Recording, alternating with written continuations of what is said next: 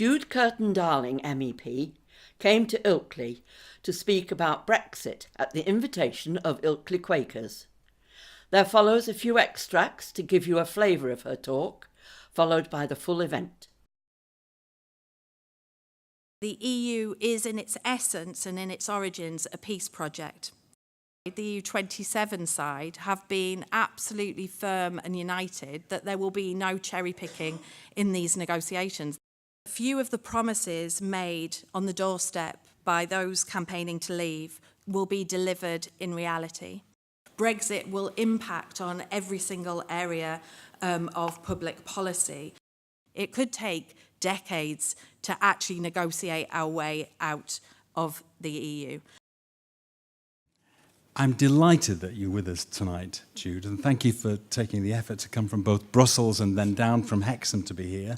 She's not our local MEP, member of the European Parliament, but is in an adjoining constituency in the northeast. Jude has been an MEP since 2014. Three main things, apart from Brexit, that you're involved in. First of all, she's a front bench spokesman for Labour on international trade and has been involved in several absolutely key negotiations around that. She's a member of the Petitions Committee dealing with a variety of pressing human issues. You may want to say a little bit about that later in and amongst. And is also a member of the Industry Energy Research Committee. I mentioned that all that is in addition to the work on Brexit, because Brexit, as I understand it, is actually at the front of quite a lot of your work and is obviously on the agenda all the time. So, without further words from me, can you all just welcome our speaker for this evening, Jude Kirton-Darling.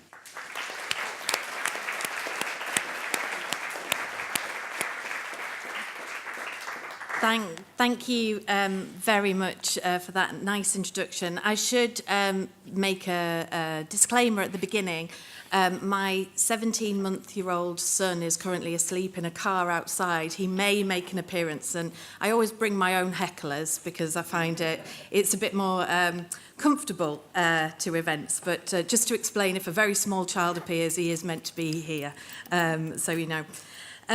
I'd really like to thank Ilkley Quakers for the invitation to come down here. Not only because it's great that Quakers are organising debates about Brexit and allowing public discussion about the issue, which is really the biggest issue which is facing our country for a generation, but also because on a day like today, driving down the A68 from Hexham to Ilkley, it's been an absolutely glorious day in terms of inspecting just how beautiful part of my constituency is and how beautiful my neighbouring colleagues Richard Corbett and Linda McAvan, who are your Labour MEPs for Yorkshire and Humber, how beautiful their constituency is. So it's been great to be down here, and the discussion this afternoon with pupils at Ilkley Grammar School was really quite inspiring because of the quality of questions that were asked. So they've set a very high standard for you, and I hope our debate this evening, I'll be rating you at the end if you've reached at the level of Ilkley Grammar School students or not. But to get to the subject, last week in Brussels we celebrated Europe Day. It's celebrated every year on the 9th of May. And this year it marked 68 years since the very beginning of the ambitious project which later became known as the European Union. And that project, which was started in the aftermath of the Second World War, now impacts on virtually every part of life, from worker and consumer rights to trade and jobs to public services to the environment to our foreign policy. And that shows how important the EU has become as a forum of international relations. But it also gives an indication of how complex the process of Brexit is, because Brexit will impact on every single area of public policy, with very few left unaffected. In turn, many of the things that we take for granted, whether it's the really mundane things like whether there's Marmite on the supermarket shelves, or whether it's existential, like the life-changing impact that Brexit will have on families like my own, which are transnational families. My husband is Belgian, my child is Belgo-Brit, and for families like mine and citizens who find themselves inside the Brexit conundrum, these negotiations aren't just essential in terms of the direction of the country, but they're essential in terms of our family choices. And ultimately, for me, and I state that right at the beginning, Brexit is not just professional, it's also personal. And that's why, as member of the Petitions Committee in the European Parliament, I've actually been leading Labour MEPs on questions related to citizens' rights, because there are 4 million citizens, whether EU nationals from elsewhere in the EU living in the UK, or UK nationals living elsewhere in the EU, whose actual existential future, their lives, their rights, their professions, are all up completely in the air as a result of this debate. And it's natural that this is such a big issue, because we're divorcing after 40 years of marriage. And after 40 years of marriage, it's not that easy necessarily to work out who owns which CD and to pack it all very neatly into boxes to separate a household. We are extremely entwined as in our relationship with our European neighbours, and that makes it complicated. I'll also say, just to be absolutely clear from the outset, that I campaigned very actively to remain inside the EU. But people, and the majority in my constituency, voted to leave. They voted for very, very many reasons. And I heard lots and lots of different reasons on the doorstep. We're very active in the North East in campaigning on the doorstep, and we were active during the referendum in having conversations. And the reason why people voted to leave were very, very diverse. Some people had really legitimate concerns about how the EU functions. Others were believed, and you may want to question me on this, but others believed some of the misinformation that came out in the referendum campaign. Many were concerned about immigration, the crisis in our public services, and underinvestment by successive governments. And the referendum, as all referendum are, was effectively a litmus test of one moment in 1 year in the country of how people felt they were doing and how they felt the well-being of the country was. And the divisions that it exposed and the inequalities that it exposed, which continue today, we have to be honest, don't make for a very pretty picture about modern Britain. So while I accept the result of that referendum on that one day in June 2016, I don't accept the interpretation of the vote which has been made by some ardent Brexiteers, especially some of those right at the centre of our government. I don't believe that there's a majority in this country for a brutal Brexit which would separate families and damage the economy irreparably. And so I've been working hard in the European Parliament with my colleagues over the last 2 years to ensure that Brexit is as painless as possible. I'm not making any bones about this. This is about damage control, and our engagement is about damage control.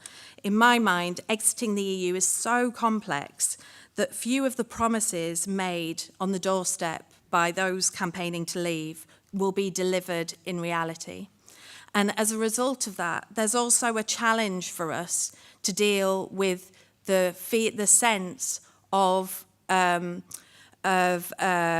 betrayal. There's an increasing betrayal myth which is developing, that what was promised on the doorstep is not being delivered by politicians. But some of the promises on the doorstep were so contradictory that they're impossible actually to deliver by politicians. And that's part of the reason that the government is currently wound up in the crisis that it finds itself in. I also think that there will be little positive for Britain that will come out of the process. and I've yet to be proven wrong by any of the large number of studies which have come out, whether they're public studies from the Treasury, from other government departments, or from universities. Durham University has done a massive regional Brexit impact assessment of the impact in different sectors and the impact on different parts of society, and all point to a potentially bleak spectrum of futures, depending on what our future relationship with the EU looks like. So in many aspects, there are many aspects to the EU and much at stake in this debate. And sometimes I think it's difficult to keep focus on what matters most. And sometimes I also think it's difficult for people to engage in the debate because it's so big and because it can feel so abstract. So lots of companies where, and I talk to regional employers across the Northeast all the time, and lots of our employers and other organisations across the region have basically got an ostrich approach to Brexit because there's so many possibilities of what could happen at the end of these negotiations that people feel they can't really properly engage, they can't really plan, and they can't really think about the future because they don't have any certainty about what could actually be part of that future. Our domestic debate, and not just in the referendum campaign, but since, and if we're honest, for decades, has been dominated by what I think is quite a partial view. There's a perceived trade-off between political sovereignty on the one hand and economic prosperity on the other. The former derived from London and the latter dependent on how integrated we are with the rest of the world and crucially Europe. Depending on where your politics stand, you tend to believe that prosperity is worth giving up some sovereignty or not, and therefore deem that the EU is worth engaging in or not. This view and what it entails and how we perceive the EU is hardly ever challenged by either side in the debate. The Remain campaign's main message in 2016 was in effect, accept some foreign rule because it's good for business. The most vocal proponents of the EU continue to make what I believe to be the same mistake in only ever talking about the economic benefits of membership of the EU's single market. And there's, of course, another line of argument whereby in order to foster free trade, we must leave the world's largest trade area. This argument doesn't stand up to scrutiny, nor the argument that the EU is holding us back from trading with the rest of the world. The rest of the world is lining up for trade deals with the EU, but there are those who present a vision of Britain as a buccaneering nation restricted by the ties of EU red tape. Red tape which doesn't seem to hold back our EU partners in their trade with non-EU countries, but nevertheless is constantly put out there. So Brexit, for me, has a deep cultural and psychological dimension. The world's changed dramatically since we joined the European Union, and our place in it has changed as well. This is quite a difficult national debate to have in many ways, because it's about who we think we are and how we see ourselves in relation to the rest of the world. Nevertheless, and I'll come back to that in a bit, but nevertheless, there's a prevailing view in Britain that the EU's mostly about trade and in turn mostly about the economy. And it's very transactional. How much do we get? How much do we sell? We hear it now in the debate about customs union, not customs union, single market, not single market. Where's the trade balance fall? And it completely ignores the fact that the EU is in its essence and in its origins a peace project, and perhaps the most underrated peace project in the world. Never before in British politics has such an important argument been dismissed by so many and so offhandedly. It was only 70 years ago that Europe was torn apart by the biggest military conflict in the history of humankind. And yet the indisputable fact that the EU has been able to replace weapons with politics is yet to be properly acknowledged in the Brexit debate. It's part of the reason why I am a convinced European. My grandfather was a Holocaust survivor arriving in Britain from Czechoslovakia in 1939. And that sense that actually there had to be peace between European nations after centuries of a war every generation was ingrained in me by my mum, by my family throughout my childhood. But it also, I think, for a lot of people who haven't necessarily got that direct link to the war, they don't have the majority of people in Britain have no living memory of what the Second World War was or what war in Europe is. And I think, therefore, the fact that the argument about Europe as a peace project has fallen off the radar is also to do with how Europe works and how the EU works. The EU is not a state that's dedicated resources over time to build itself up into a nation. There's a lot of myth-making about Europe as a superstate, but in reality, it is countries working around a common table, which sometimes is in Brussels, sometimes is elsewhere on the continent. The European Parliament is a pretty low-key place for those who have visited it. I'm not sure if anybody in the room has. When you compare with Westminster, there's no real shared symbols or rituals. There's only the European flag, which is really seen as a common symbol. There's no pomp and circumstance in Brussels, just anonymous office blocks and a business-like attitude to most things. In fact, if I think about when I was elected, the inauguration, and then I compare it to what happens when you're elected as an MP, the process of going into Westminster and swearing an oath and making a pledge individually as an MP, making a maiden speech as an MP. As an MEP, we went into the chamber in Strasbourg. They said the chamber is constituted. Everybody clapped, next order of business, and we were off when we were elected. That was it. So it's a very, very different atmosphere in comparison. And that makes it easier to attack the EU as a bureaucratic entity, devoid of any soul, of values, and obsessed with how bendy fruits and vegetables are. But this misses the point and confuses methods with objectives. And the main objective is to keep peace amongst European countries and to foster it abroad, to replace the battlefield with the negotiating table. The method is to get member states to work together to adopt legislation that binds them together and to create a web of reciprocal commitments that make it extremely difficult, if not impossible, to disentangle. It's a very clever way to avoid violent conflicts. But when you're close enough, because when you're close enough to hurting others, you're effectively hurting yourself in this model. But it makes a divorce absolutely nightmarish in terms of the complexity. And that's why there is no easy Brexit. There is no click of the fingers and we're out. When there are vox pops in the street and people say, we just wish politicians would just get on with it. We've voted, we've had our say, now deliver it. Actually, the process, the vote of the referendum was the start of a process.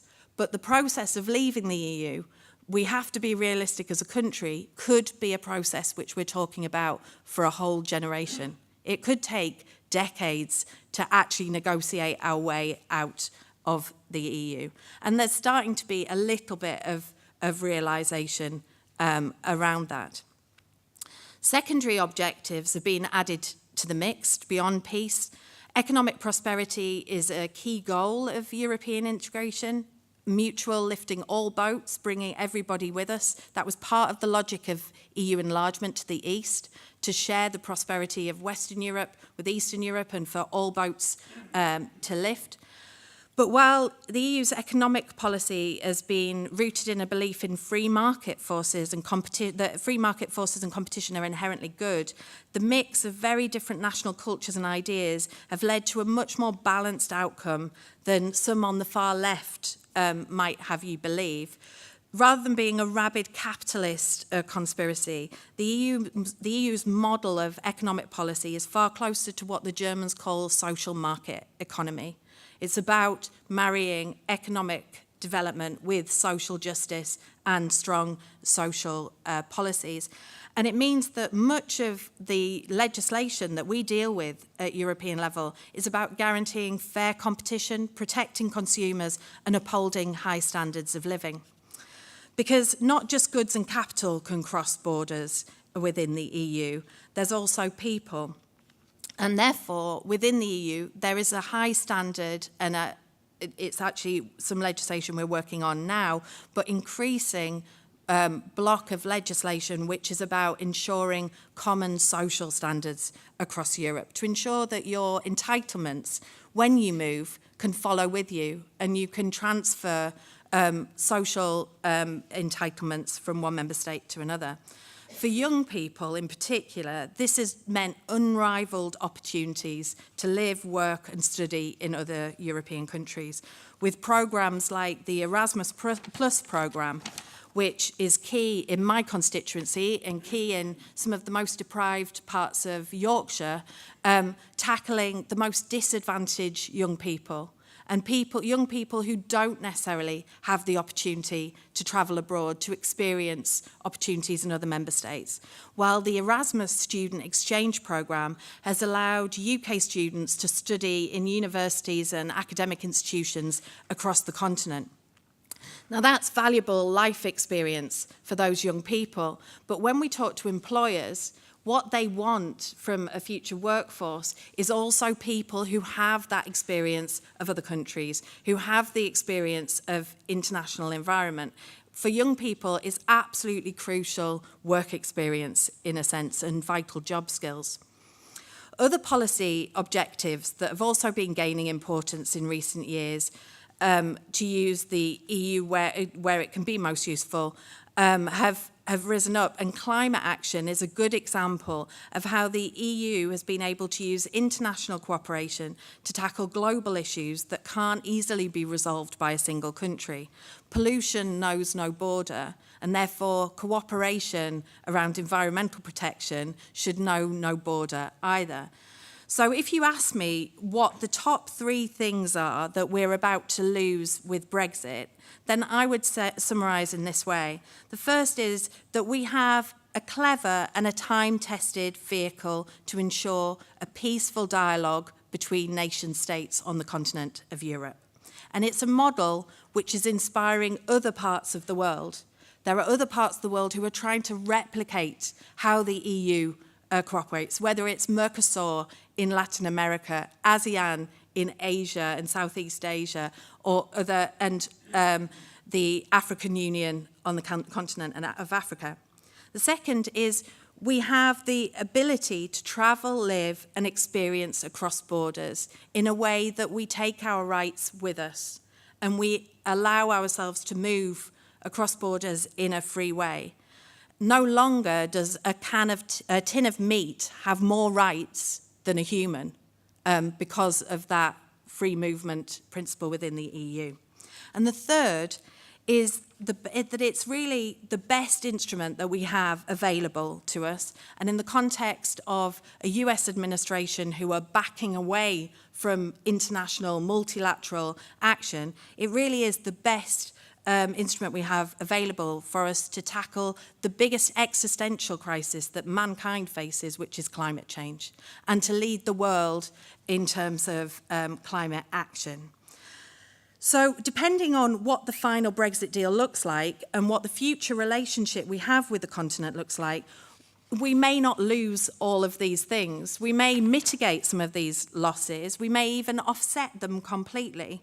The more aligned we remain with EU rules and standards, the more aligned we will be with these 3 key benefits of our EU membership. Beyond the necessity to maintain a close cooperation with our neighbours, we also need some of the EU standards because we have nothing else in the UK to replace them with. And this is especially true when we're talking about workers' rights. If you look at employment rights in the UK today, virtually, before I was elected, I was 15 years a trade union negotiator in different trade union organisations. Virtually every part of UK employment law is now tied to a piece of European employment legislation. But I'll just take one because it's notorious, and that's the European Working Time Directive.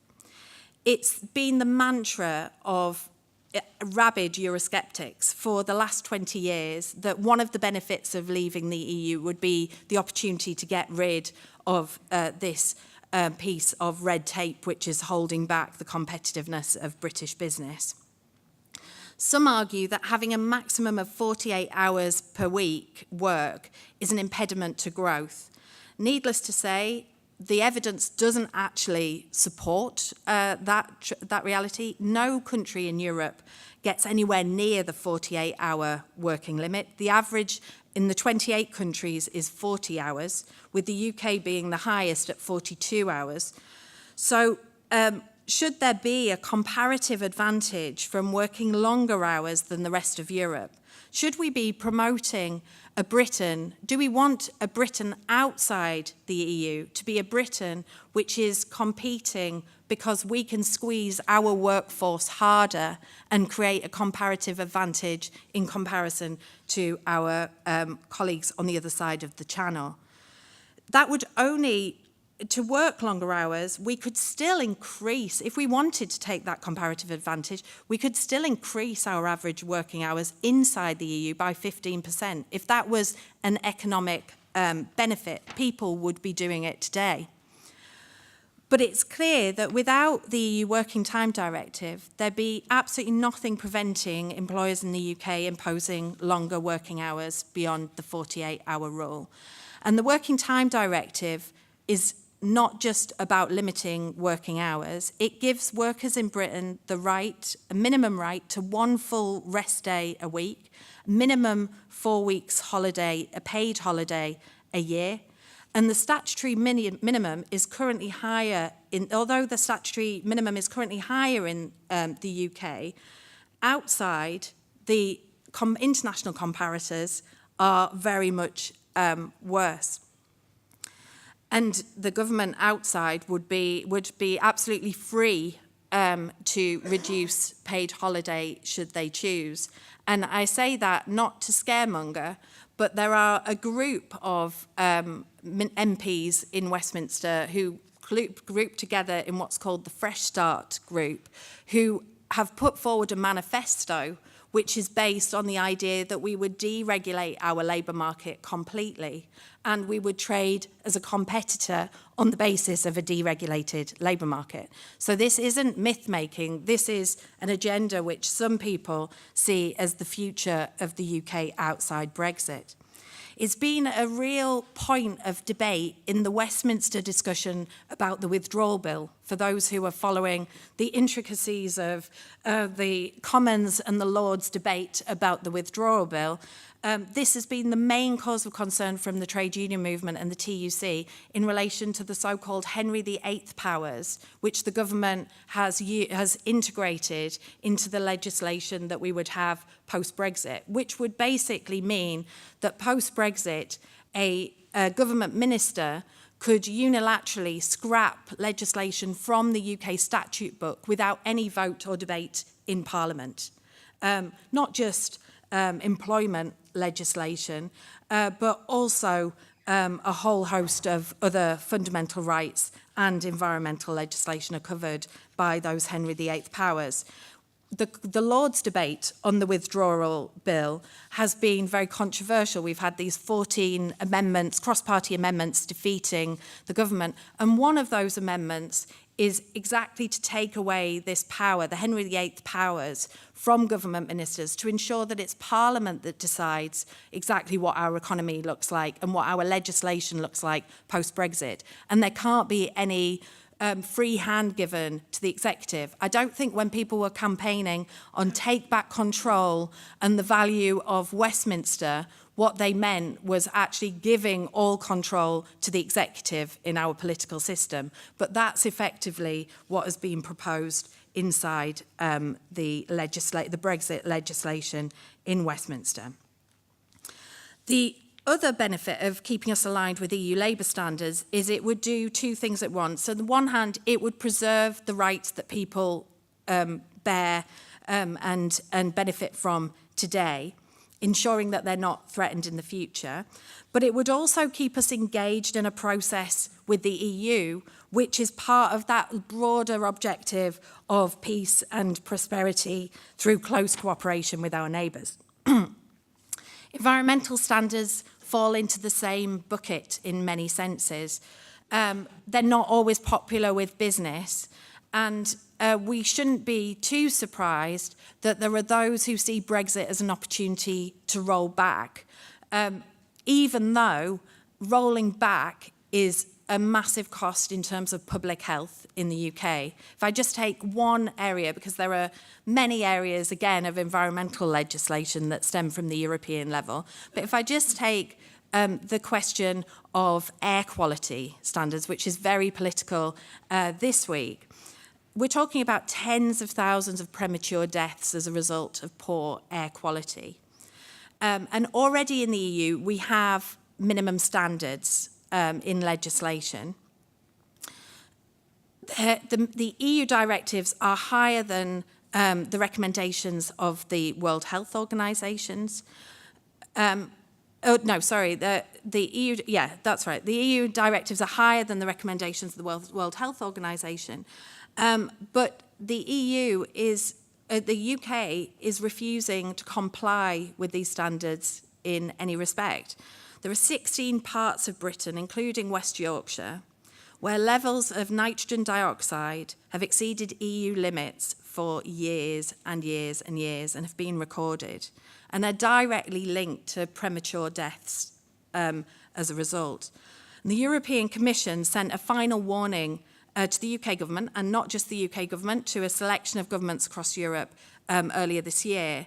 And finally, with much pushing from the European Parliament, the European Commission took Britain and 4 other member states to the European Court of Justice this week, since no remedial action has been taken by the UK government. So there's a real question, I think, that we have to pose about our environmental standards, which, coming from the northeast, I grew up on Teesside, 70s and 80s, and I remember the campaigns across Teesside, smoke-free area, the idea that there were salmon swimming back up the Tees, the idea that the beach at Redcar and Saltburn wasn't covered in coal tar. That was all European legislation on water quality, on beach cleanliness, and so on, which actually has transformed much of our environment, particularly in post-industrial areas and industrial areas like my own. So I think we have to ask whether we think our government outside the EU would enhance environmental protection, as is being alleged, would maintain the standards, or actually have an agenda to undermine some of these standards post-Brexit. I'm a progressive MEP, and I've always argued for the most ambitious practical targets and strict EU rules which are about protecting people and planet first. But I am not an EU idealist in that I think it's perfect. EU rules are far from perfect. I think there's no form of government which is perfect. It's a process of engaging and trying to get better in some ways. But what I see in the proposals of the Fresh Start group actually are really worrying when it comes to these standards. So that's one argument why I think it's really important that we keep as many EU rules and standards as we can. And a simple trading arrangement, and we have different options before us on the table, whether it's in the form of a free trade agreement or even a customs union, wouldn't be sufficient to ensure that we maintained these social and environmental standards adequately. I'm in the International Trade Committee, as was said. I lead for Labour on big trade agreements. I'll do a bit of a straw poll. I don't know who has heard of a trade negotiation on TTIP. Anybody in the room heard? Okay. So I was Labour's spokesperson in the European Parliament on TTIP, which was the trade negotiation with the United States, between the EU and the United States. The most deep trade negotiation, broadest trade negotiation that the EU has ever engaged in terms of a free trade agreement. And we pushed, and we have been pushing, to try and get binding social and environmental criteria into EU trade deals. And it's been an uphill struggle, and we have never achieved it. The only trade relationship that the EU has, which includes binding social and environmental standards, is the deal which the EU has between the EU and the European Free Trade Association Area, EFTA, which is commonly known as the European Economic Area, EEA. It's getting to be a bit more of a familiar acronym because it's the big fight in Westminster about which amendments will come back from the Lords into Parliament. But we have to be clear, that's the only arrangement that the EU has which includes binding social and environmental criteria. I don't see that there's any credible alternative than staying inside the single market through an EFTA-style relationship in the future. So those, including in my own party, I'm not a very good politician because I don't always toe the party line, but those including in my own party who suggest that we want to pick and choose which single market rules we have, the ones we like we'll keep, but the ones we don't like we'll lose, are simply completely unrealistic. That option is not on the table. The EU side, the EU 27 side, have been absolutely firm and united that there will be no cherry picking in these negotiations. There will be no division up of the various parts of the single market. They would prefer that we had a hard Brexit rather than undermining the single market itself. That's the discussion on the EU side, because the single market is such a crucial part of that broad European project for peaceful cooperation between countries. I think it's really understandable, just to give the perspective from businesses, it's really understandable why most businesses and organisations like the CBI, the Engineering Employers Federation, most organised parts of industry and all big companies, with the exception of a few who are constantly interviewed on the Today programme, why those businesses are absolutely clear that we have to be in both the single market and the customs union.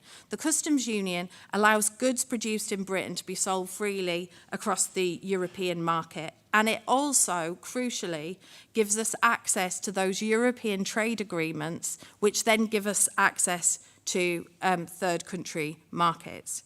But it does absolutely nothing for services. And whilst every politician wants to put on a high-vis jacket and go and stand on a production line in a car plant, or look at a production line in a food factory or a textile mill, the reality is that today's economy in Britain is dominated by services. Services are our offensive interest, if you like, is how we talk about it in trade policy. It's what we're good at, and it's what we sell to the rest of the world. A slight parenthesis is that the North East is actually quite good at selling goods as well. We have a trade surplus in goods and services, which is unlike the rest of the UK as a whole. But as a country, our trade surplus is in services. So the idea that we would only have a customs union, which would only deal with the manufacturing industries, but would do nothing for the main backbone of the British economy, to me is a bit of a strange situation to find ourselves in. British banks, and not everybody is a fan of the banks, but they underpin our economy. British banks can only operate in the EU because they comply with EU financial regulations, and those financial regulations are an integral part of the single market. And that's why all of the economic predictions, when you see studies coming out guesstimating, and they are guesstimates at this stage, guesstimating the impact of different Brexit outcomes, that's why the differences are so large between the different models, from whether we fell out onto WTO rules and we had a hard Brexit and no real deal with the European Union, which for a region like the North East would be a drop in GDP of 16%, estimated by local regeneration experts, that's about 200,000 jobs, because people never kind of grasp GDP figures. I think it's important to put it into a bit of context. through the spectrum of the different agreements that we could have, even if we had my preferred model, what I think is the least worst Brexit, which is a kind of bespoke deal of a customs union with the EU and single market access through rejoining EFTA, even that would mean a hit on the economy in the UK, but the hit would be about 3% in a region like the North East. The North East is the hardest hit of all the English regions. Nationally, the EFTA deal we're in 0-point figures. For a WTO deal, nationally, we're talking about 8% hit of GDP. So it matters what deal we get, and it primarily matters what deal we get, not just for the manufacturing industries, which are getting a lot of the focus because of the debate about customs union, but because of the service industry, which is the backbone of our economy. So having said all of that and having not actually read what I've got in front of me, I'll skip forward. Then I was asked by the organisers to say something about public services. What does this mean for public services? And the reality is that in a situation where you have a drop in future GDP, that means that you have a drop in revenue to the public coffers, which is the basis on which you finance your public services. So there's a real question in terms of financing of public services, which comes from the different Brexit outcomes. And the difficulties for the NHS and other public services of a no deal would be quite considerable. But they're not just limited to restrictions on public financing. The NHS Federation have done some studies on what different Brexit outcomes would mean also for their costs, not just what they receive in terms of taxation and revenue, but what they're paying for. And if there was any kind of restriction on tariffs, then the cost of all of the things that the NHS is importing and using as goods and as services also increase. So the costs increase at the same time as the revenue is squeezed, which isn't a pretty picture when it comes to NHS financing.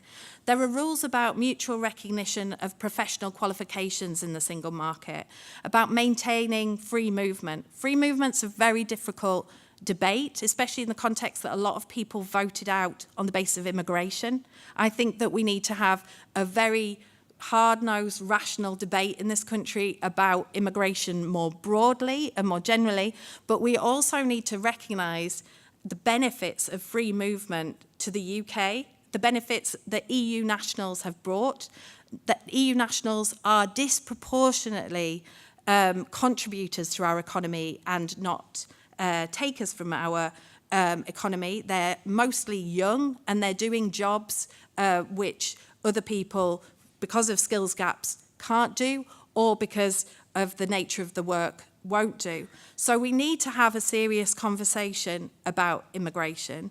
But for our public services, this is existential.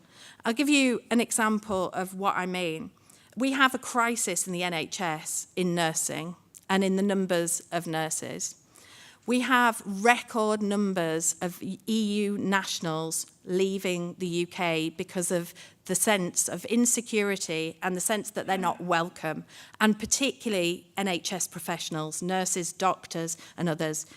One very concrete example would be the head of childhood paediatric cancer at the Newcastle Hospitals Trust is German, and he was abused in the street for being German. His family have decided that they don't feel welcome in the North East, they don't feel welcome in the UK, and they were immediately snapped up by the University Hospital in Amsterdam.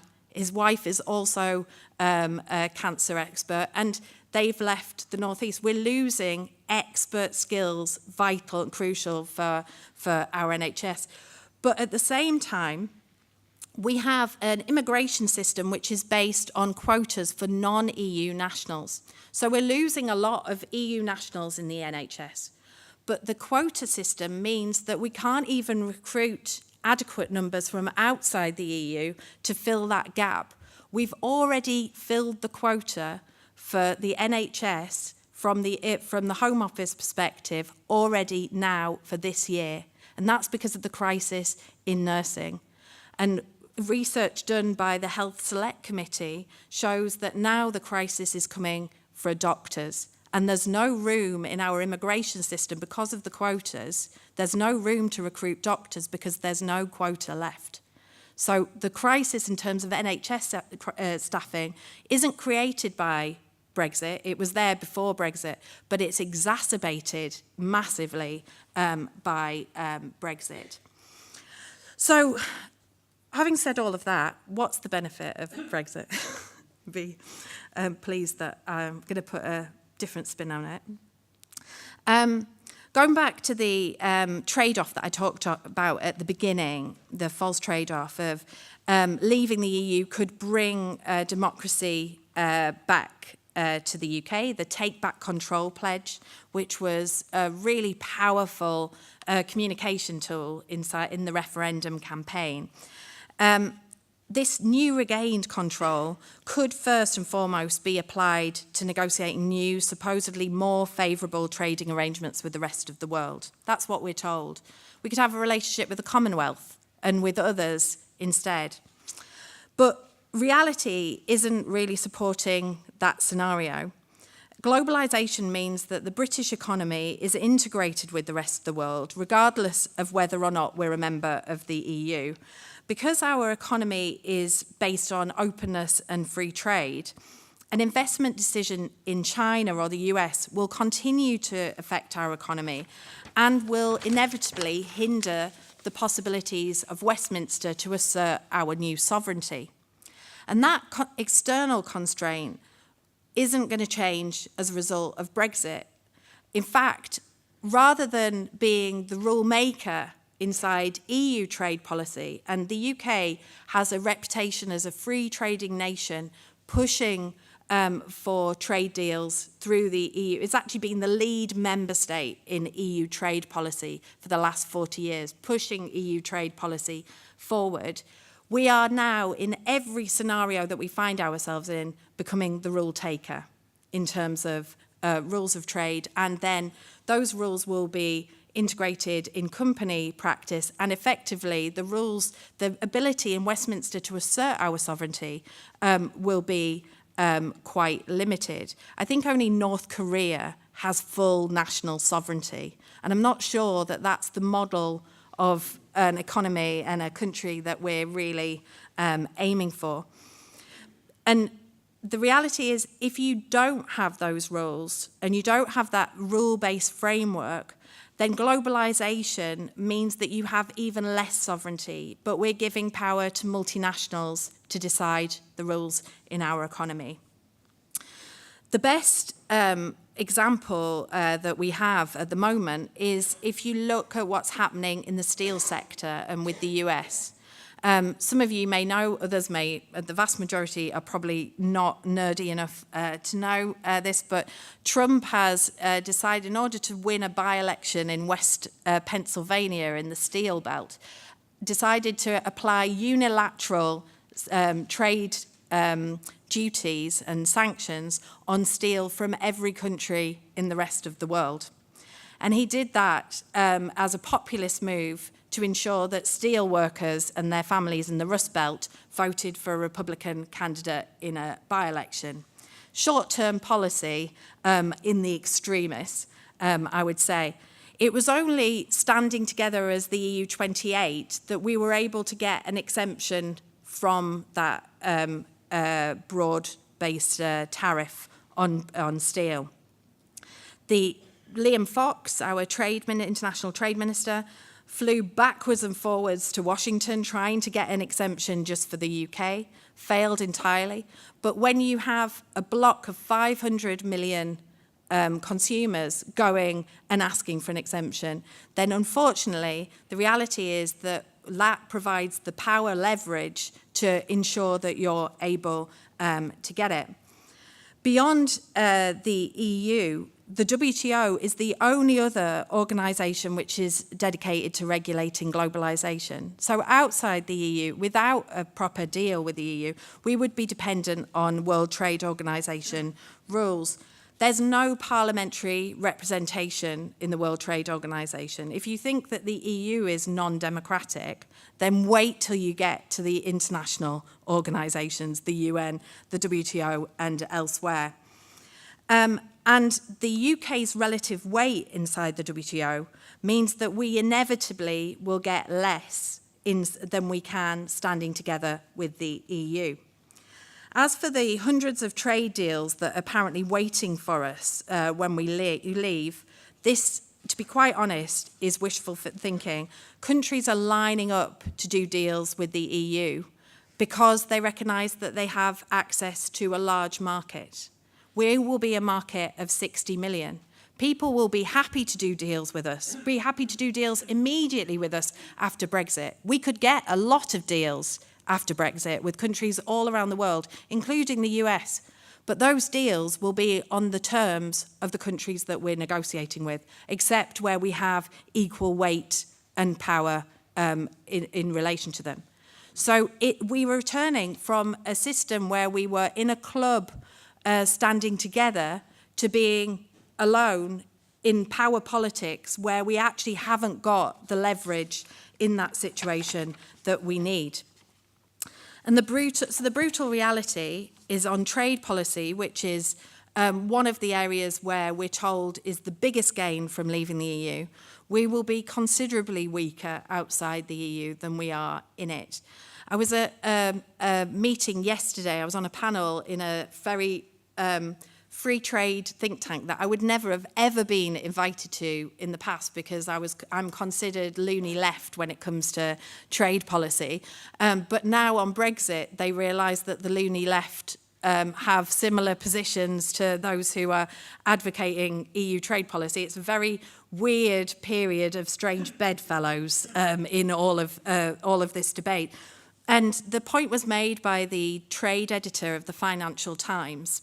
I think, as a Quaker, I find it a bit of a difficult analogy to make, but bear with me. He was saying outside the EU, we'll be the fourth biggest economy in the world. If you group all of the European countries together and they become one of the top three.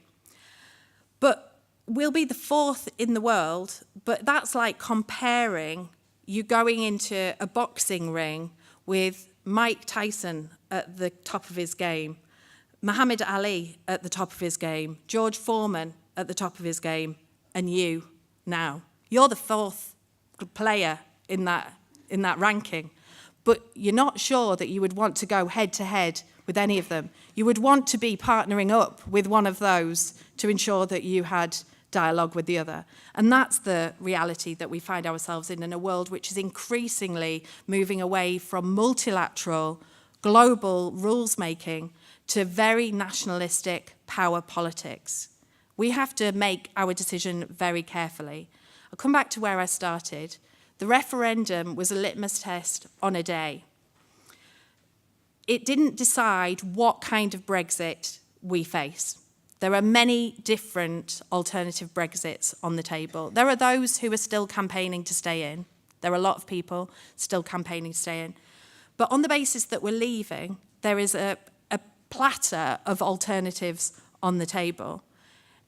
We shouldn't let one group of people who are powerful around the Prime Minister decide the narrative of what the vote on the 23rd of June 2016 meant in terms of that Brexit vote. That ultimately is the public's view. It's the public's view of what we voted for. And we must make sure that it's not hijacked by a very radical division. We were divided and we remain divided 50-50 in this country.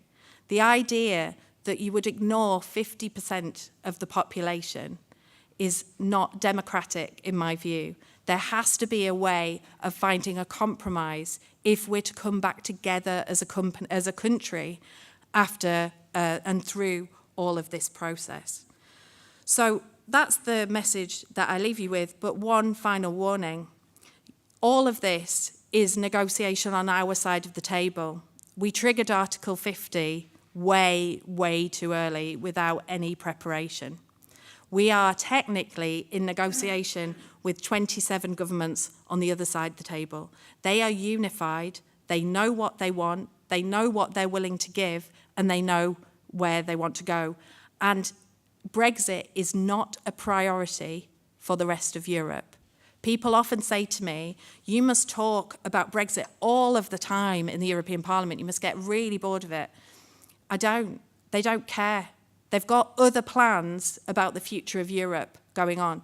I talk about Brexit more when I'm asked to give oral evidence to European select committees in Westminster, in the Commons and in the Lords, because there's a sudden realisation in Westminster that there's not enough expertise in Westminster about how the EU works. That's where the debate about Brexit is obsessive, is in Westminster. But while we're obsessing and negotiating still on our own side of the table, the other side of the table know what they're willing to offer us and are hardening their lines. And that will make a negotiation very, very difficult. So it's about time that we grew up as a country and stopped what feels a little bit, for me, like a midlife crisis, and fell back to what we have a reputation as a country which makes its decisions on rational, evidence-based policy. Our reputation in that regard is being absolutely rubbished in Europe, in Washington, across the world because of how we're behaving in these negotiations. And if you think it's going to be difficult to negotiate with the EU in that context, all of those other capitals around the world are watching how we're negotiating with the EU, preparing what they want to get out of a negotiation with the UK, and are already preparing their lines for the future because they see us as chaotic. That's the tragedy of Brexit, is that we have weakened ourselves from a position of being a global leader on rule setting to becoming what is sometimes, and I say that very frankly and very in great sadness, sometimes really embarrassing on the world stage. Thank you very much.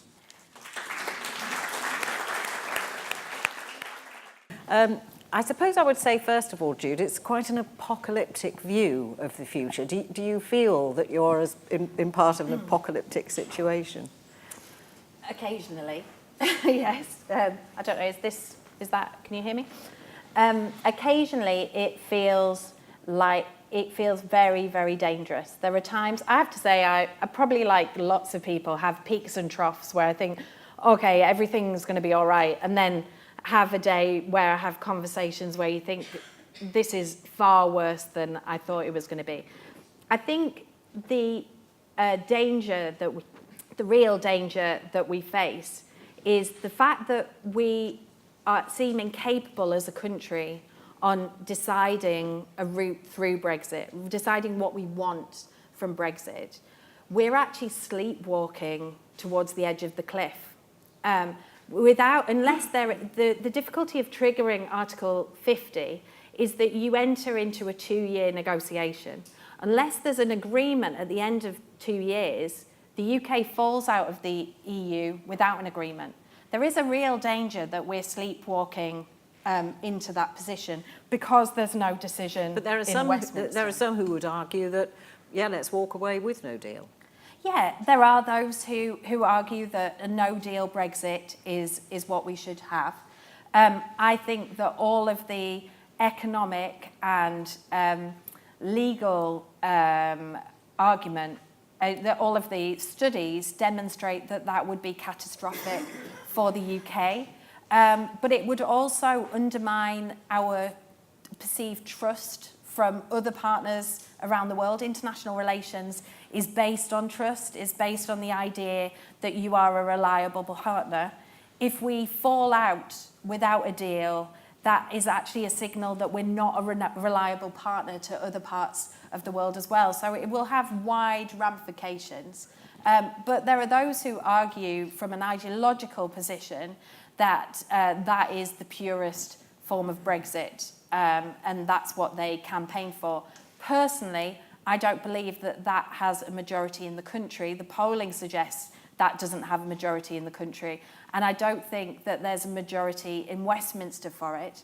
But the difficulty is if you have a government who, and I try to be as measured as possible. But if you have a government that are kicking the can constantly down the road in terms of decisions, then actually nothing is being voted on in Westminster which is showing the positions of MPs. And the suggestion is that there won't be any votes on Brexit legislation in the Commons until October at the earliest.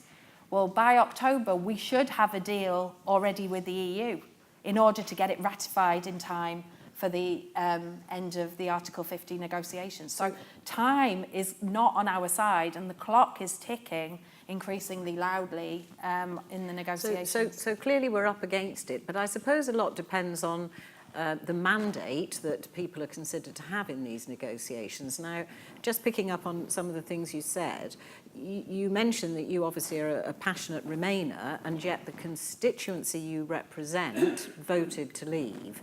Does that give you a dilemma? No, because we're a parliamentary democracy and we don't elect people as delegates. We represent people as representatives. I was elected to the European Parliament on a manifesto which was about protecting jobs, rights and investment. And I see it as my mandate to ensure that Brexit is managed in a way which protects jobs, rights and investment. That's the mandate that I was elected on. Indeed, but isn't there some level on which you're at least being seen to be disregarding the views of your constituents? No, because I recognise the referendum happened. Personally, I think we should remain inside the European Union. I think it's the best solution. But do you think there's any chance of that? I think there's a long way until the fat lady sings on Brexit. But I think my kind of take is that if the referendum has happened, and therefore my job now is to work towards the least damaging Brexit for my constituents. And Brexit will hurt the poorest people in society far harder than the Boris Johnsons or Jacob Rees-Moggs of this country. The difference is Westminster, because if you argue that democracy is not a moment, there are some who, the will of the people argument puts democracy as one moment which is solid in stone and can never be moved. But democracy isn't a moment. Democracy is an evolution. And since the referendum, we've had a general election. And the party in government went to the country with a particular view of Brexit, and they didn't win a majority.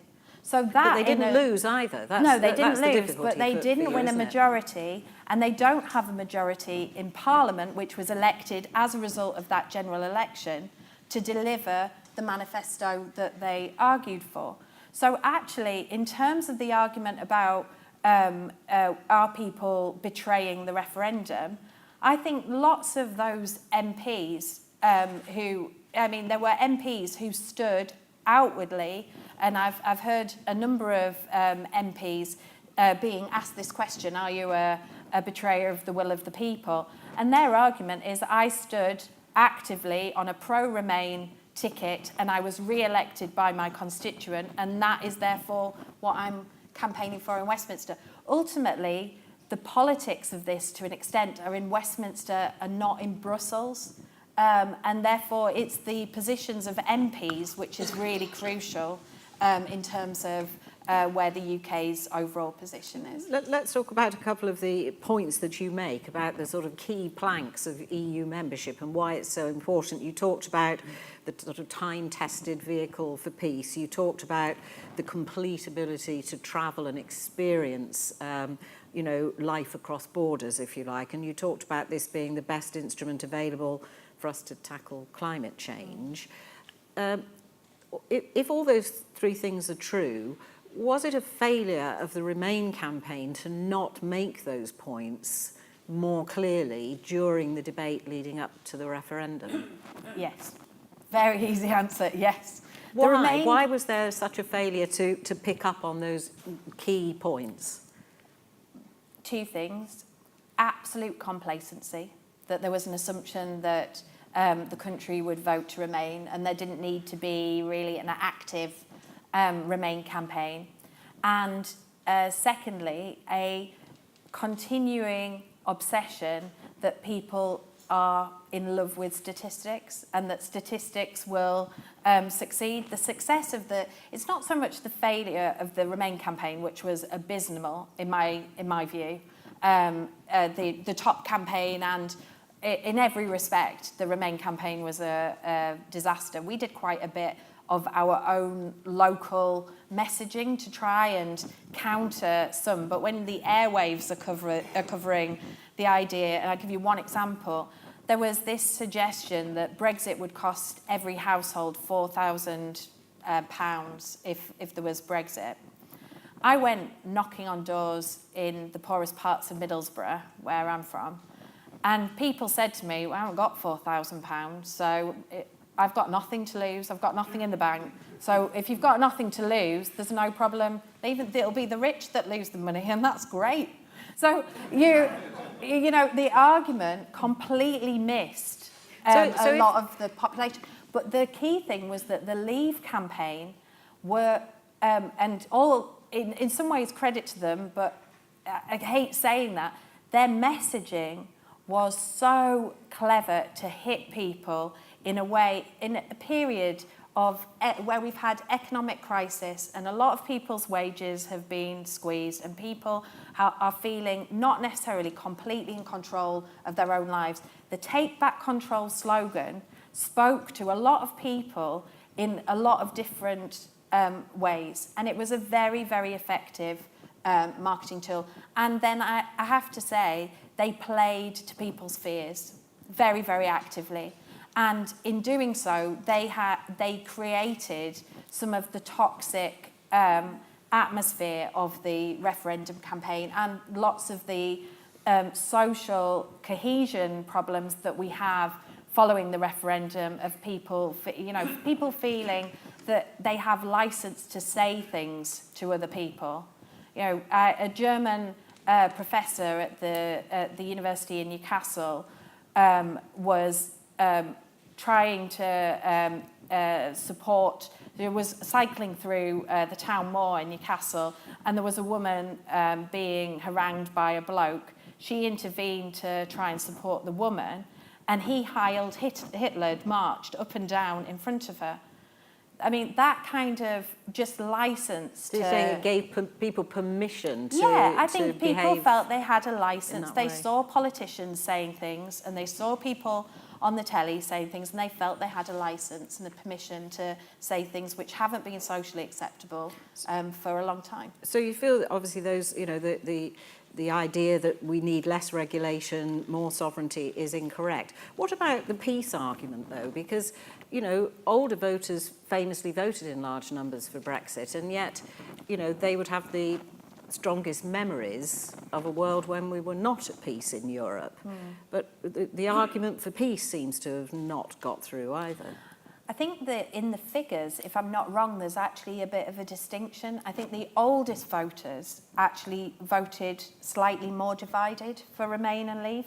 It's the baby boomers, no offence to anybody in the room, it's the baby boomer generation who voted massively. But they're getting older too. They're the ones I'm thinking about. Yeah, they're closer absolutely, to remembering World War II than the others. But they didn't have living memory of World War II. They grew up in the period in which Britain was the plucky country that survived, was not conquered, beat the Germans. We have a national kind of memory that we beat the Germans more or less single-handed.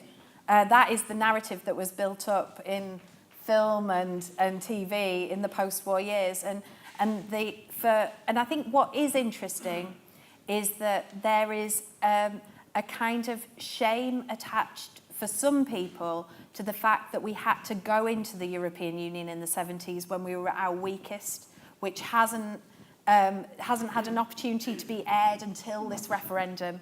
And for some people, it was humiliating. And we heard that across... You mean the sense that we needed Europe? Yeah. So you heard that very clearly across coalfield parts of Britain, across the coalfield in South Yorkshire, across the coalfield in County Durham and Wales. People who are very proud about where they come from, very proud of their communities, and were being told, you have been benefited from European integration because you've been given all of this money, which has paid for all of the investment as the industry went and all of the deindustrialisation happened. And for a lot of people, and that's coming out in union research now, there's a lot of trade union research about why union members voted leave, but shop stewards voted remain. And one of the findings in that research is that people felt that they were humiliated by the EU, that they were getting a handout, and that they were forced into accepting EU money because they were in a weak position. And you'll know these communities as I know them, they're proud communities, proud of their culture, proud of where they're from and proud of their history. The idea that they would be dependent is a humiliation. And part of the leave vote, I think, has to be explained in some of the cultural and psychological dimension of the different communities that voted massively for leave. So that's an interesting way of looking at it. I want to move on now because I know we've got questions to ask. But if I can just pick up on one more aspect of the picture as you see it, which is young people and Brexit.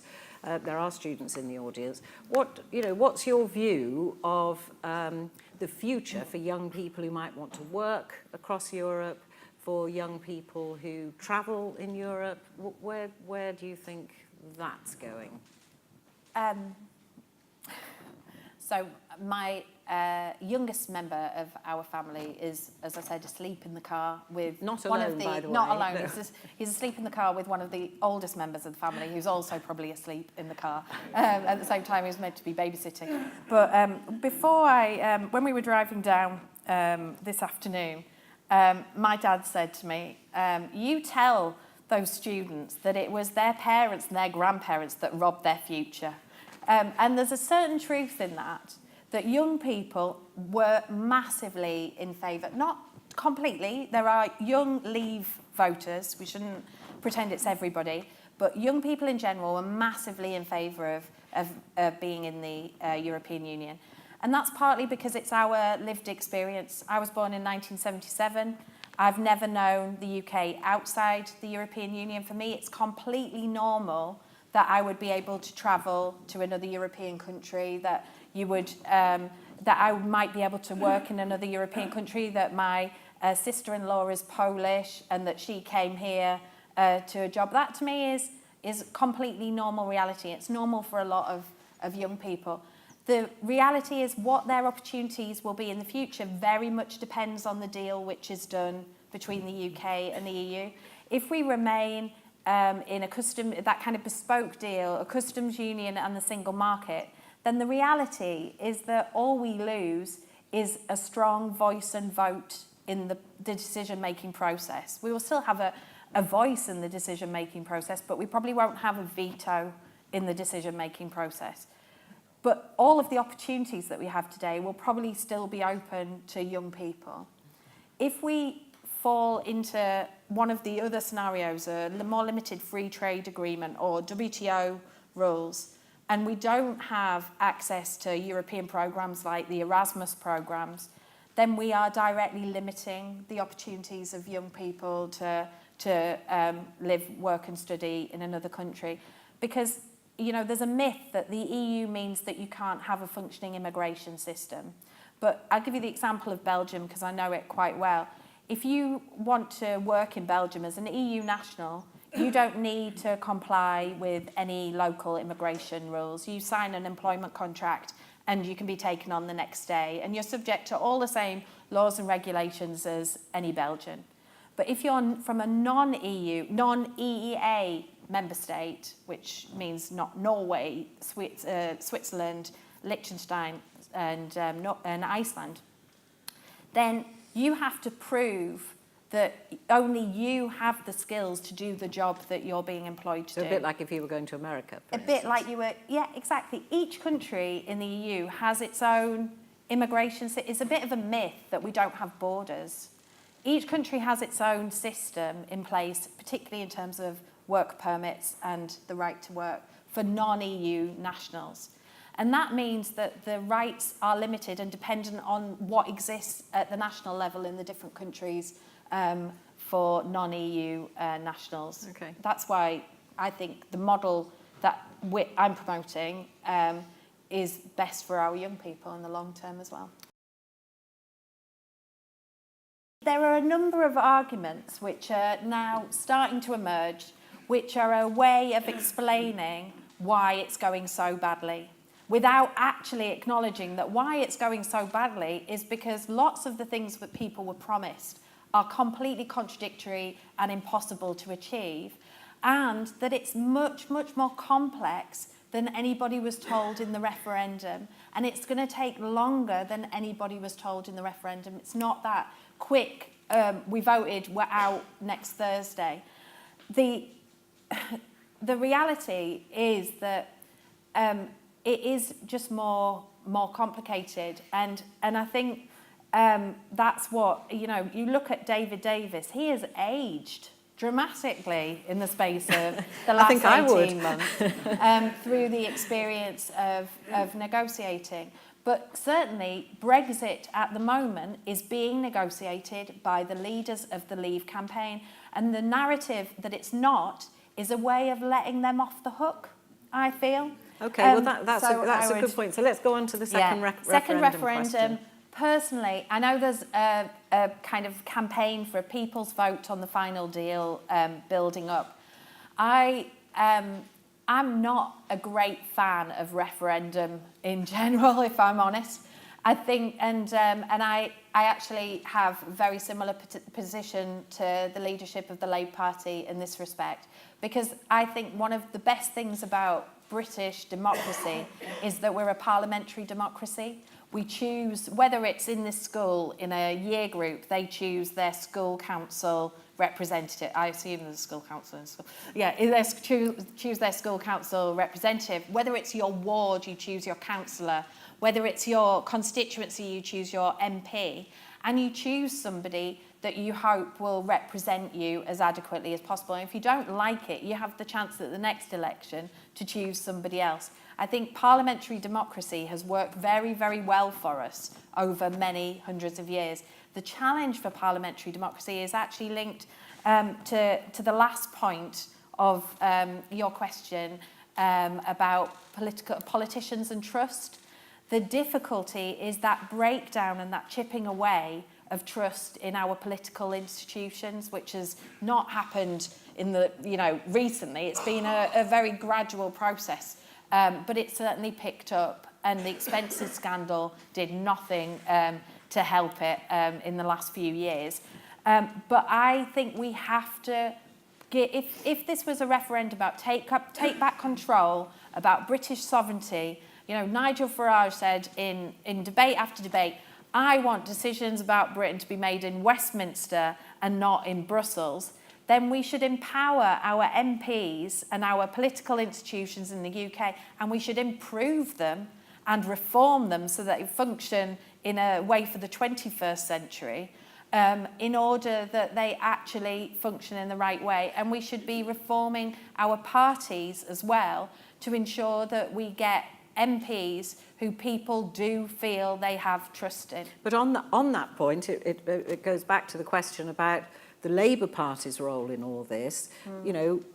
Is the Parliamentary Labour Party clear enough and offering enough guidance and taking the position you'd like it to take on the Brexit situation? So I think that Keir Starmer is probably the best person that we could have in charge of what is an extremely legal, complicated process.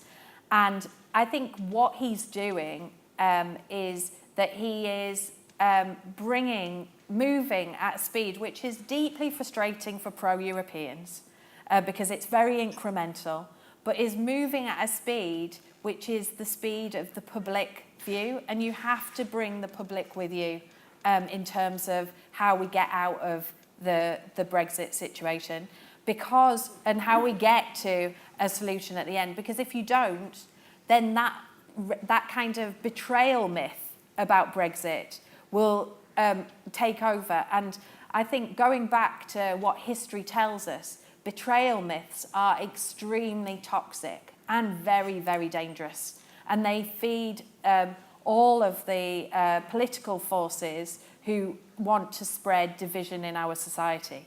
So the idea that you give ammunition to a betrayal myth is really, really But what's really the betrayal dangerous. myth you're talking about with Betrayal reference myth to the is Labour that Party? the referendum has been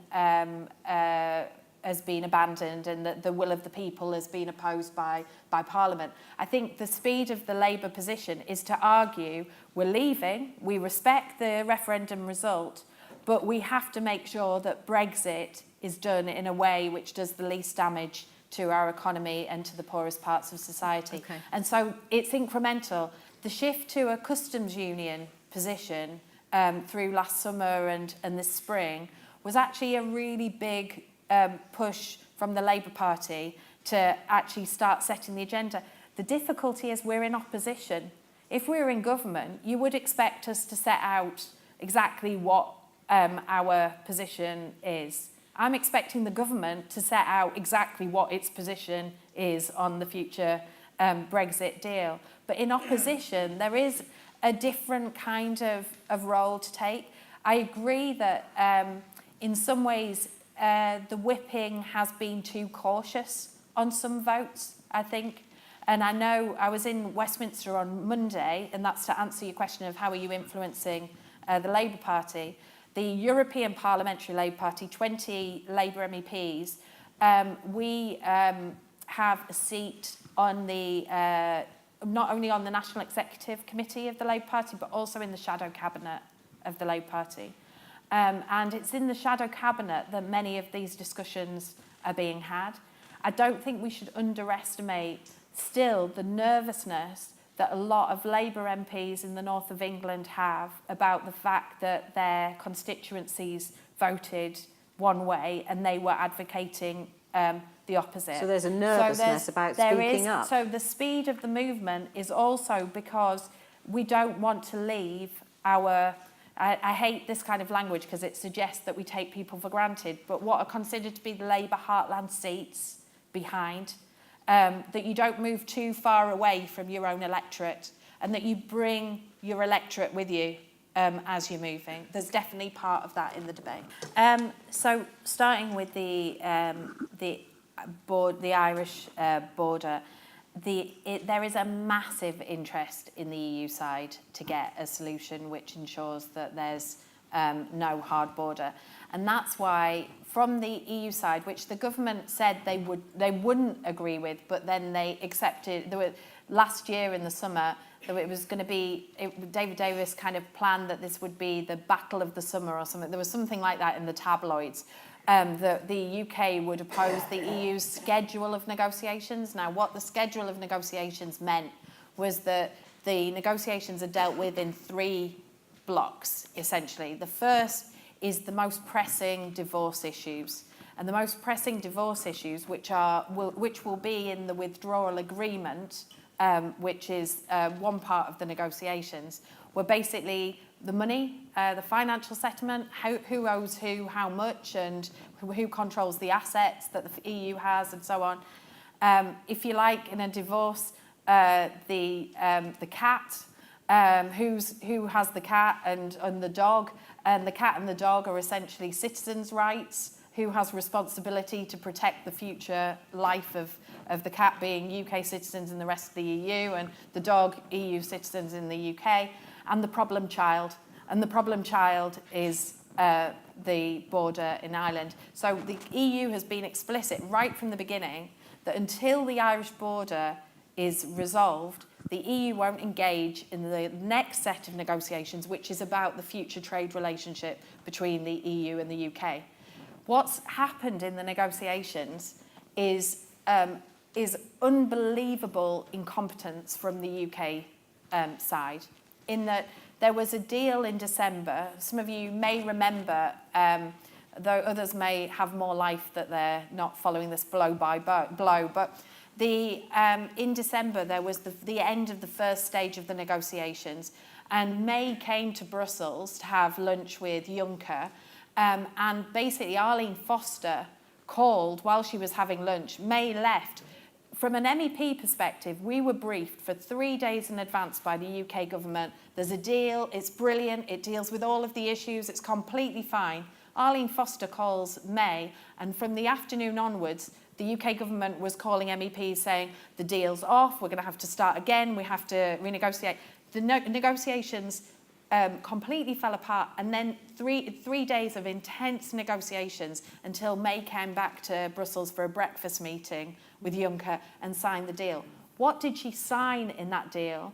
Well, it was disputed, because when they came out and walked away from the negotiating table, the EU 27 side, the understanding was that there was an agreement that there would be either a comprehensive free trade agreement which would deal with the border through new customs processes and new technologies, or that the Northern Irish the Northern Irish would remain within the regulatory framework, the customs union and the relevant parts of the single market to avoid a hard border, because the Irish border isn't solved by the customs union.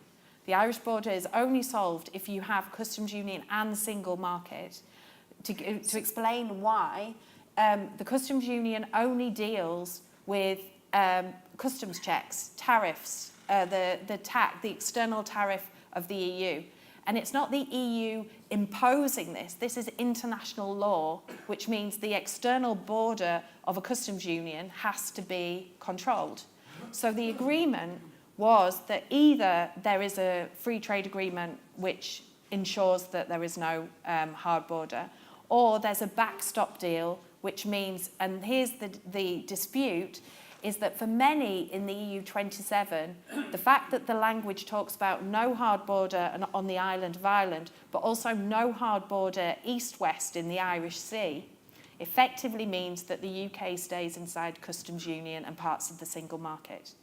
David Davis came back to London, went into Parliament, and the ERG group led by Rees-Mogg said, "You've sold us out. This is absolutely disastrous." And he said, "It's just a gentleman's agreement. It isn't worth the paper that it's written on." Well, the EU side thought this was a legally binding contract. So that's why now we're in this incredible situation where the EU side have basically said, we're not willing to negotiate anything further until you come forward with a written text which describes exactly how we're going to deal with the Irish border. And the EU side is showing an unbelievable amount of solidarity with the Irish government, because the agreement is essentially, if Dublin is happy, then the EU 26, the other EU member states, will row in behind Dublin. So it's a measure of the complexity of the negotiations. It is. Sorry to get into the detail, but you have to understand why the way that the government is behaving in the negotiations and the lack of trust around the table means that actually something which was solved in December has become the diplomatic incident that it is today. But the EU side are absolutely clear that if there is no, their priority is to maintain the Good Friday Agreement. It's part of, a big part of the EU's agenda has been over the last 40 years that we've been a member of the Union, to support dialogue and to get to the peace agreement. The EU was part of the peace negotiations. Well, let's move on from that, yeah, because it's obviously a very important question. Yeah, just very briefly, the sort of hard Brexit from Westminster, and then this very interesting, comment about the fact that the EU maybe itself is falling apart and has no future. Yeah. So in fact, it comes to the first question, or the first point, that we need a vote. How do you? So I said I believe in parliamentary democracy. So that's why I think it has to be Parliament that decides what happens. Now, what the meaningful vote amendment, first in the Commons and now that's coming back from the Lords, actually means is that MPs will decide what happens in terms of Brexit. And the way that it's being drafted in the Lords means that MPs can decide any alternative. They could and that's decide. The way you'd like it. I think that MPs should be able to decide. So MPs could say, we agree with the withdrawal agreement, which is this divorce agreement with the EU. We agree with the withdrawal agreement, but we insist that it be endorsed by the public through a referendum, a people's vote. The MPs could say, we reject the withdrawal agreement because, for example, it doesn't meet 6 tests of the Labour Party, or and there's an adequate, and there was a question about fragmentation in Westminster. It's interesting how strong the cross-party backbench cooperation is in Westminster. But I mean, I'm not standing for re-election, so I'll just be completely frank. There is a real concern on the Tory benches that they are weak on the argument that if they vote with Labour, they are bringing in a Corbyn government. And so some of the cooperation is difficult because of that. Because of the politics. Because of the Can politics. I move you on to this next but question? But the meaningful about the vote could mean that there is a people's vote, and that would be the choice of our MPs, and that would be the way, one way. The EU with a democratic deficit. All decisions and all legislation in the EU is made by democratically elected or democratically elected representatives. No legislation is adopted by the European Commission. The European Commission is effectively a civil service. And all legislation is adopted by national ministers in the Council of Ministers who are indirectly elected from the national level and directly elected MEPs such as myself. We draft and we adopt legislation. That's what we do on a regular, on a daily basis in Brussels. When we talk about democratic deficits, we should compare. No system is perfect. Lots could be perfected in the European system. But I find it rich coming from a country where we have a 2-chamber system with a completely unelected House of Lords and an elected Commons to start talking about democracy. We are not a complete paragon of democracy in the UK, and therefore we should be very careful about how we talk about democratic deficits. If we want to talk about a directly elected House of Lords, I'm all in favour of that debate, but that's not where we are today. And what about the future of the EU in terms of collapsing economies in Greece? You know, in the referendum, it was presented that Brexit would be the first domino and that then other countries would follow us. It hasn't been like that. In fact, Brexit is a cautionary tale. If you look at popularity of the EU across the European continent, the popularity of the EU has risen even in the most Eurosceptic countries as a result of watching Brexit. So you mean it's united the rest of Europe? Well, Brexit has certainly united the EU 27 in their ideas about a relationship with the UK. Absolutely. I've worked in European politics for nearly 20 years and I have never, ever seen unity in the EU as we have in terms of the EU 27 on the Brexit negotiations. But is the EU perfect? Far from it. Is the situation in some member states ideal?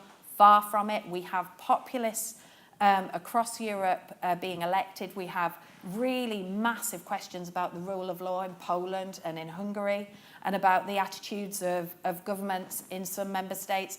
But even if you look in Italy, Italy has just announced today its coalition agreement.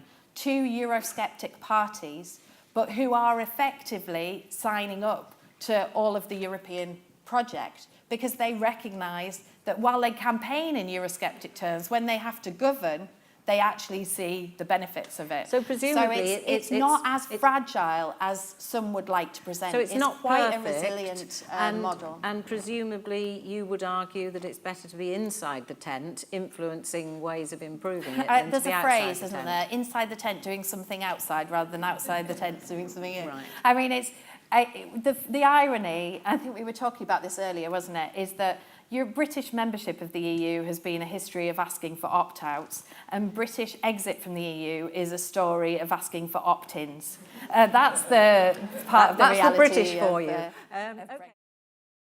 The fact is that the EU has had a very long history of protectionism in terms of agricultural goods. I think, you know, the criticism of the Common Agricultural Policy, there are many who are very, very critical of the impact that the Common Agricultural Policy has had.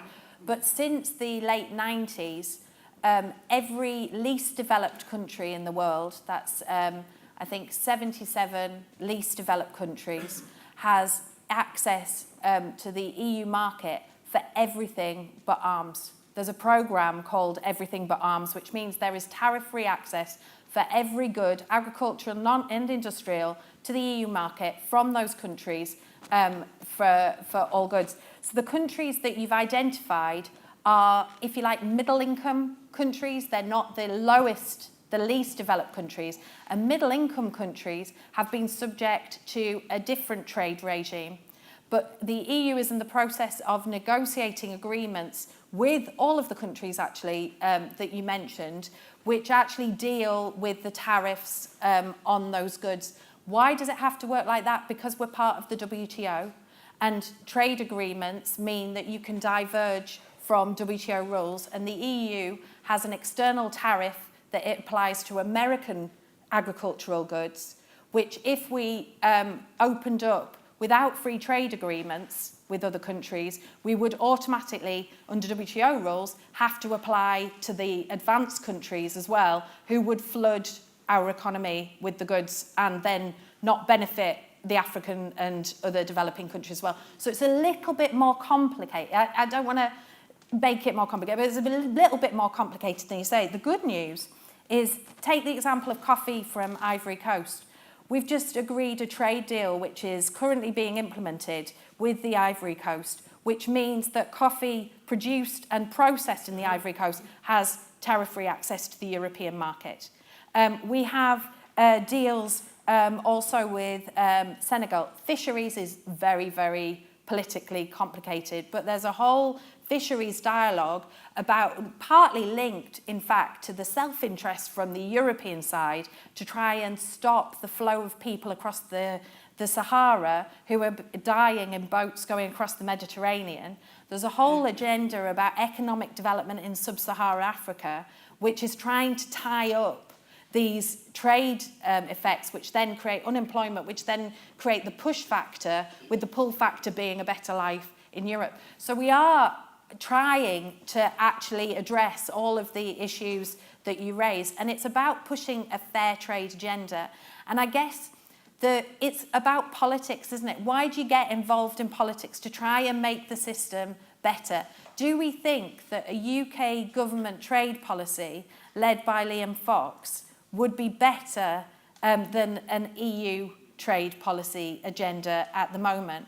We have to engage. I believe, that's what I fundamentally believe. I'm in the Trade Committee of the European Parliament. I've been the spokesperson, not just for the Labour Party, but for the Socialist group in the European Parliament on trade deals, particularly with West Africa. And we have, as actively as possible, tried to influence through the process of negotiations to get more fair trade criteria into EU trade deals, to get more sustainable development criteria, labour standards, environmental standards, local production, recognition and industrial policy into EU trade deals. We're making some progress, but it's hard work. Sounds like a work in progress. But yeah, thank you very much for an interesting question. It's just that it's a more complicated picture than you present. The answer on the question of families with dual nationality is I don't want to say the word complicated, but the national legislation in different member states is different about whether you recognise people with dual nationality where their nationality is a non-European member state. So to give you an example, if you have a family which is dual national UK-German, then dual nationality is not allowed under German law apart from with an exemption for other EU member states. So effectively, dual nationals who are dual national German will be forced, unless there's an amendment in the withdrawal agreement, will be forced to choose a nationality. What about France? The French legislation, I think, allows for dual nationality, so I would guess that there's no change.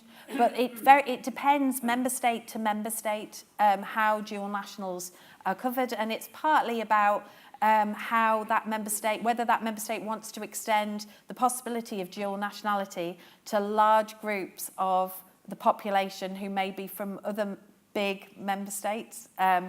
And the German situation is very clearly linked to the massive Turkish population in Germany. It's a very big political debate in Germany whether you can have dual nationality. So we fall, because of Brexit and because we become a third country, we fall into the politics of other discussions in a sense.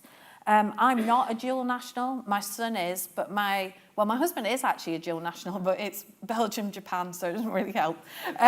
But the reality is, for a lot of people like me, is that it's not a question of choice. I would like to be able to choose if I wanted to become a national of another member state. I don't think it's fair that people are obliged to become a national of another member state in order to maintain rights that they already have.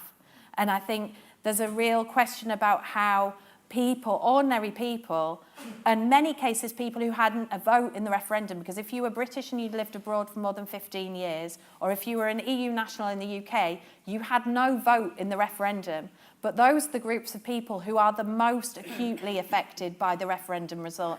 And therefore, I think we have a moral obligation to ensure that their situation is as secure as possible and that families aren't under anxiety and pressure because of a decision that was taken by the majority. What about security, Jude? Security is probably, it's going to be a weird answer, but probably the easiest one to solve, because there's so much mutual interest in getting a deal, and the UK has a world-class expertise in security.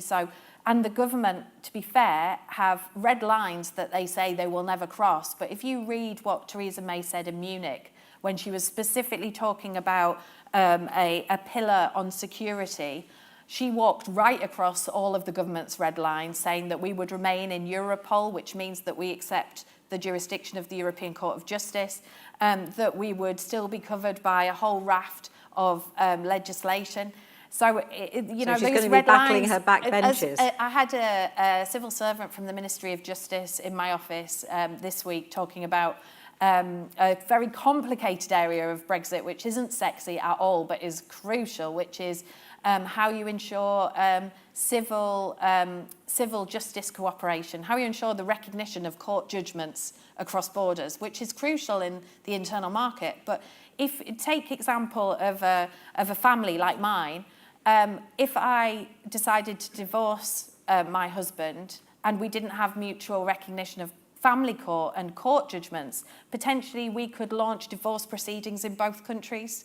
Or there are rules in European legislation which are about ensuring custody of children and where cooperation to ensure fair custody agreements and so on. All of that is really, really technical. It's not sexy at all. And at the moment, it's not even really close to the negotiating table. There's so much coming. But security will be done, and I suspect that it's going to be the easiest area. The European arrest warrant, a bit more complicated because of the opposition, but it's of such value, and the police are so vocal about how important it is that I suspect we will still be signed up to the European arrest warrant, even if we leave. This is all in the case of a negotiated deal, I should stress, and not that we fall out without any deal at all. And scientific research is another area where there's a real mutual interest. The UK is a massive net beneficiary of European science and research programmes.